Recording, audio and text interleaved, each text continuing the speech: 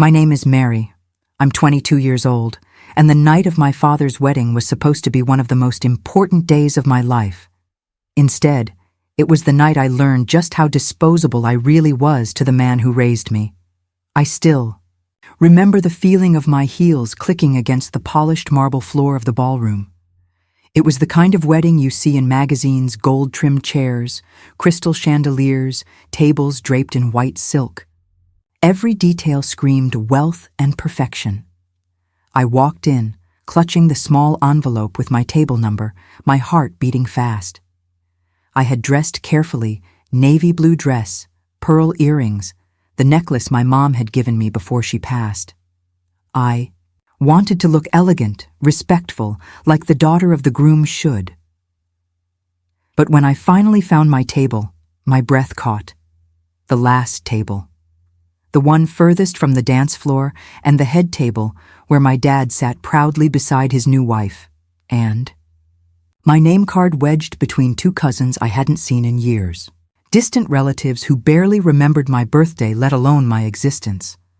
For a second, I thought maybe it was a mistake. Maybe someone switched cards. Maybe my seat was really at the front, near my dad where I belonged. I looked up and caught Catherine's eye, my new stepmother. She was radiant in her lace gown, all smiles as she floated from guest to guest like she owned the room. And when she saw me staring at the back table, confusion etched across my face. She gave me a smile so sweet it made my stomach turn. "Well," she said lightly, her voice carrying just enough for me to hear over the music, "we had to prioritize." Her hand slid into the crook of my father's arm, pulling him closer to her side, and there, right at the center table, sat her son, Daniel, my new stepbrother. A boy who had been in my father's life for barely 3 years, front and center, while I sat in the shadows. Something inside me snapped. Didn't cry. I didn't plead. I didn't even wait for my dad to notice me. I just whispered to myself, "Thanks for making it so easy," turned on my heel, and walked straight out of the ballroom. At that moment, I had no idea that my absence would haunt them, that weeks later they'd be the ones begging me to come back. But I'll get there. Let me start from the beginning. Backstory. Before the wedding, my mom passed away when I was 16. It was sudden, a car accident on a rainy night. One moment she was texting me about picking up Chinese food, the next she was gone. My dad and I were shattered. For a while, it was just the two of us, holding each other together in a world that suddenly felt unbearably empty. Back then, he was my anchor. He cooked awkward spaghetti dinners, forgot the laundry, drove me to school even though I already had my license. He was clumsy, imperfect, but he was there. And in that fragile space after losing Mom, that was all I needed. But then Catherine came along. She was polished, charming, and knew exactly what to say to make my dad's chest puff with pride. She laughed at his jokes, touched his arm like he was the most fascinating man alive. And to be fair, I wanted him to be happy. I wanted him to find love again. At first, I even tried to like her, but Catherine had a way of making me feel like a guest in my own home. Her son Daniel moved in with them when he was 18. He was loud, arrogant, the kind of guy who believed the world owed him everything, and Catherine treated him like royalty. Suddenly, family dinners were about Daniel's soccer games, Daniel's college applications, Daniel's girlfriend drama. I became background noise. When I confronted my dad once, asking why he always took Daniel's side, he just sighed and said, "Mary, he's younger. He needs more guidance right now. You're strong, you can handle yourself." It sounded like a compliment. It felt like abandonment. By the time their wedding was announced, I already knew where I stood. But I never imagined they'd push me out so completely. The wedding planning, I was barely involved. I offered to help with invitations. Catherine smiled and said, "Oh, the girls at the club are handling that." I suggested songs for the ceremony. She brushed me off with Daniel already picked. A playlist. Even the rehearsal dinner felt staged.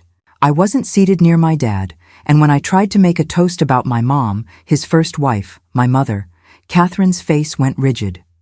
My dad cleared his throat and said, "Let's keep tonight positive." As if my mother's memory was something negative. By the time the wedding day arrived, I felt like a guest at someone else's event.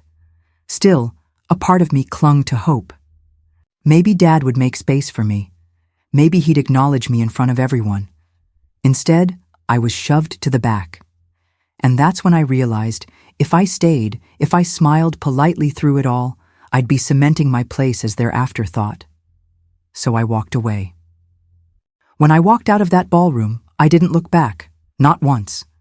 The music, the laughter, the clinking of champagne glasses, it all blurred into background noise as I stepped into the cold night air. My hands shook as I pulled out my phone. Calling an Uber with fingers that felt numb, I could have cried. I could have collapsed in the parking lot, torn between anger and grief. But instead, there was only a strange calmness in me, like the eye of a storm. "Thanks for making it so easy," I had said, and I meant it. Because in that moment, they showed me exactly where I stood. And if family was about priorities, then maybe it was time I started making my own. The immediate fallout, the next morning, my phone buzzed non-stop, missed calls from my dad, a few from relatives. Even one from Daniel, though his text only said, "Real classy move, Mary." But I didn't answer. Later that day, I scrolled through social media. Photos of the wedding flooded my feed. Catherine's perfect lace gown, Dad grinning ear to ear, Daniel raising a champagne glass at the head table, and in every picture there was an empty chair at the cousins' table. My chair, people noticed. The comments under some of the posts were subtle but cutting. "Where was Mary?" Or "Didn't see the bride's stepdaughter in any pictures." It was like my absence cast a shadow on their picture-perfect day, and that gave me a flicker of satisfaction.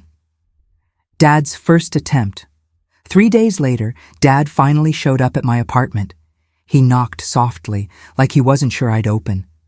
When I did, his face was lined with exhaustion, his tie crooked like he hadn't slept properly. "Mary," he started, voice thick, "why would you do that? Why would you walk out of my wedding?" I stared at him, disbelief rising. "Why would I?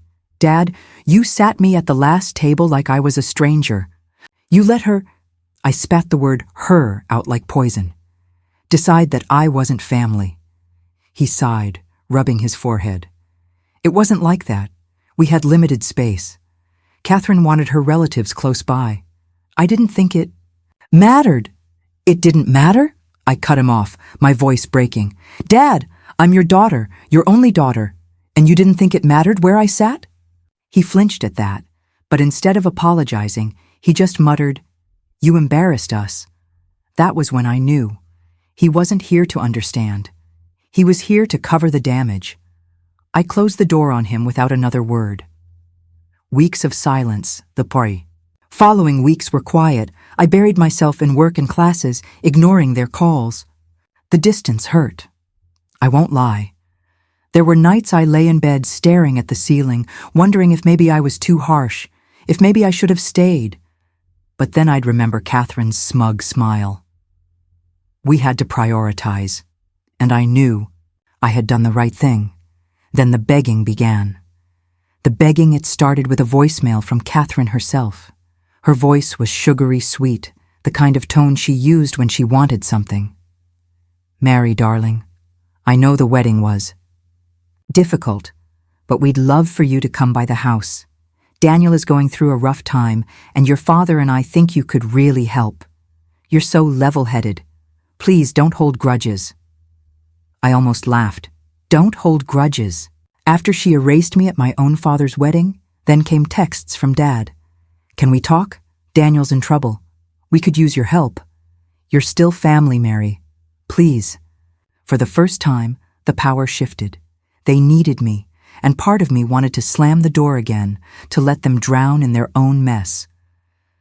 But another part, the part that had been pushed aside, ignored, erased, wanted to hear them beg, wanted to see them squirm because maybe, just maybe, this was my chance for real revenge. The first rumors, it started small. I was sipping coffee at a cafe near campus when I overheard two girls at the next table whispering about Daniel. Did you hear? That guy from the wedding? Mary's stepbrother? He got kicked off the soccer team. Yeah, something about cheating on an exam. Totally blew up in the dean's office.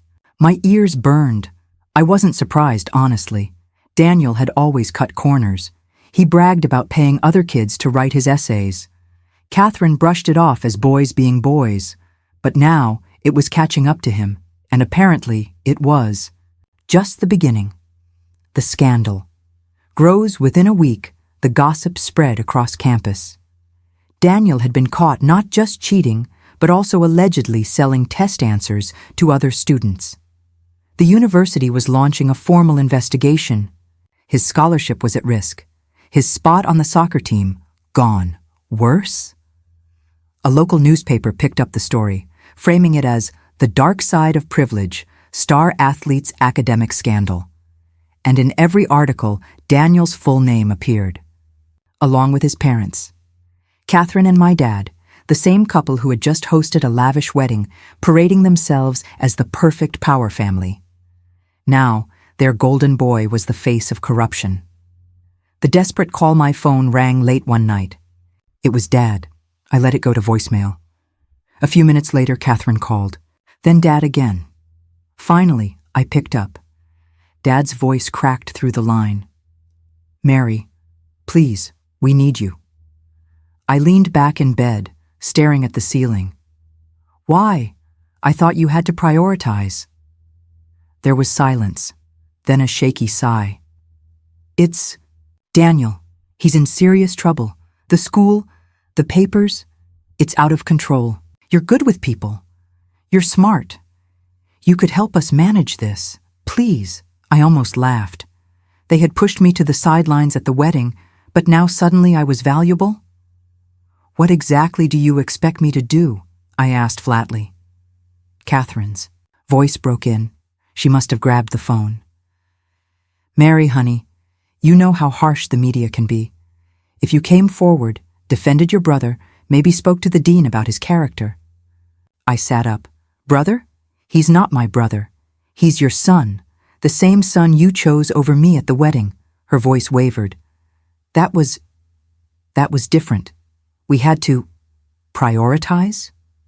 I finished for her, my tone sharp as glass. There was dead silence on the other end. The shift in power. For the first time, I realized just how much leverage I had. They needed me to protect their image. They needed me to vouch for Daniel. They needed me to erase the shadow I had cast at the wedding. And I wasn't about to give them what they wanted for free. My conditions. All right, I said finally. I'll consider helping, but I have conditions. Dad jumped in quickly. Anything, Mary, just name it. First, I said, my voice steady, I want an apology, a real one, for the wedding, for putting me last, for making me feel like I didn't belong. Silence. Then a faint, reluctant, of course, from Catherine. Second, I continued, I don't lift a finger until Daniel admits what he did. No excuses, no covering up, full accountability. Dad hesitated. Mary, that could ruin him. He already ruined himself, I snapped. You just want me to clean it up. Catherine tried to soften it. Mary, please, he's just a boy. He's 21, I cut her off. A man, old enough to cheat, old enough to face the consequences. My heart was pounding, but my voice never shook. Third, I said slowly, if I help at all, I decide how. Not you, not Catherine, me. There was a long pause. Then Dad, sounding defeated, whispered, all right. I smiled to myself. For the first time in years, the balance of power had shifted, and I was just getting started, the power in my hands. For years, I'd been the afterthought, the quiet one, the girl who sat at the last table. But now Now I held the power. Catherine and my dad had built their image around perfection. Wealthy, successful, respectable. Their golden son Daniel was the centerpiece of that illusion, and his scandal threatened to smash it all to pieces. They thought I'd rush in to save them, that I'd slip back into my old role, obedient daughter, peacemaker, fixer. But this time, I wasn't going to save them. I was going to make them pay.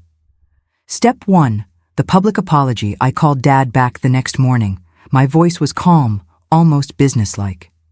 If you want my help, we start with the apology. Both of you, in person. No excuses, no, but you have to understand. Just the truth. They agreed reluctantly. That evening, I met them at their house. Walking through the front door felt surreal.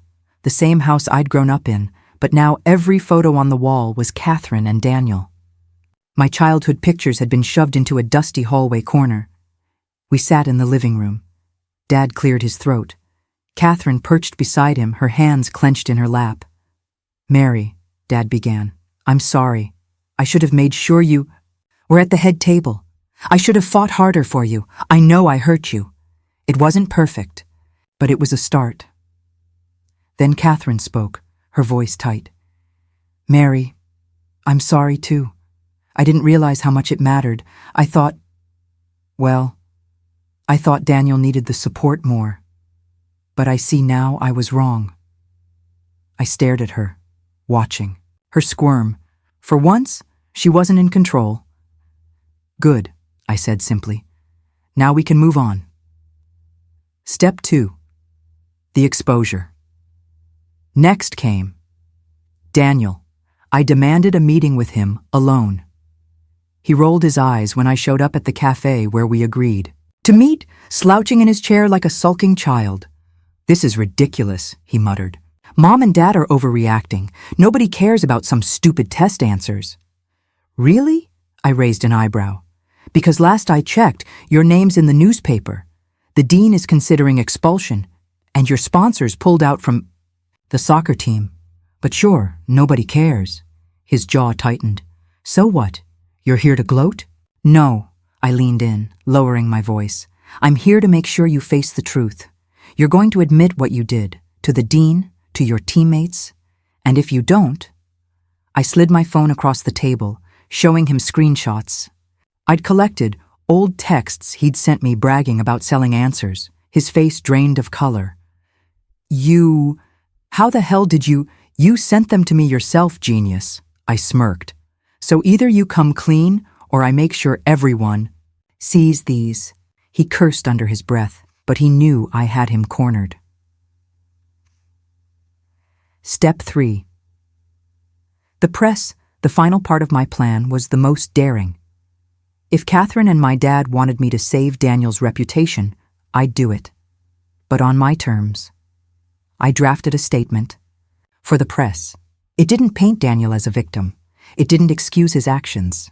Instead, it framed him as a young man who had made serious mistakes, but who was now facing them head-on. And I added one very specific detail. Daniel's stepsister, Mary, encouraged him to come forward and be honest. She reminded him that integrity matters more than reputation. When the statement went public, reporters reached out. Suddenly, I was the voice of reason, the mature one, the daughter who represented the family's dignity. Not Catherine, not my dad, not Daniel. Me. The shift. For the first time, people in our social circle saw me not as the forgotten daughter, but as the strong one, the honest one, the one who had values. Catherine hated it. I could see it in the tight smile she gave whenever someone praised me at a charity dinner or church gathering. Dad looked conflicted. Proud, maybe, but guilty too. And Daniel? He couldn't even look me in the eye. Good. Because this wasn't just revenge. This was justice. The family event, it all came to a head at Catherine's charity gala, barely a month after the wedding. The ballroom was filled with wealthy donors, polished smiles, and flashing cameras, the exact kind of audience Catherine lived for. She wore a glittering gown, her arm looped through Dad's, pretending like nothing was wrong. But everyone knew about Daniel. The whispers followed them like shadows. That's the boy who cheated. I heard he almost got expelled. Can you believe they tried to hide it? I had been invited reluctantly. Catherine probably hoped my presence would soften the scandal, show that the whole family was united. But I had other plans. The speech halfway through the evening, the MC invited Dad to speak. He walked on stage, adjusting his tie nervously. Catherine smiled too wide, her eyes scanning the crowd. Daniel sat stiffly at their table, face pale. Dad began his speech about family values and building integrity. That was my cue. I stood up. The room fell quiet, every eye on me. My heels clicked against the floor as I stepped forward, my voice steady. "I'd like to add something," I said. Catherine's smile froze. Dad's face drained of color. I turned to the crowd. Family isn't about image. It's not about who sits at the head table or who gets prioritized. It's about honesty, accountability, respect. My voice grew stronger. When I was placed at the last table at my own father's wedding, I thought I didn't matter. But walking out that night was the best choice I ever made, because it reminded me of my worth. And it showed me exactly what kind of family I want, to build for myself, one where no one is ever treated as disposable. The room was silent. Cameras clicked. Catherine looked like she might faint. Dad just stared at me, shame written across his face. I smiled politely, then sat back down, leaving my words hanging in the air like a thunderclap. Whispers erupted immediately. Some guests nodded in admiration. Others looked at Catherine with thinly veiled judgment. For once, the power was mine, and from the look in Catherine's eyes, I knew she realized it too. That night, I left before dessert was even served. I didn't need to stay and watch the fallout. I'd already made my point. As I walked out of the ballroom, a thought settled in my chest like fire. This was only the beginning, because if Catherine thought she could erase me, she was about to.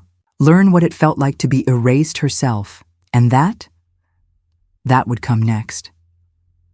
So, that was just the start of my revenge. What happened next was even bigger, and trust me, you don't want to miss it.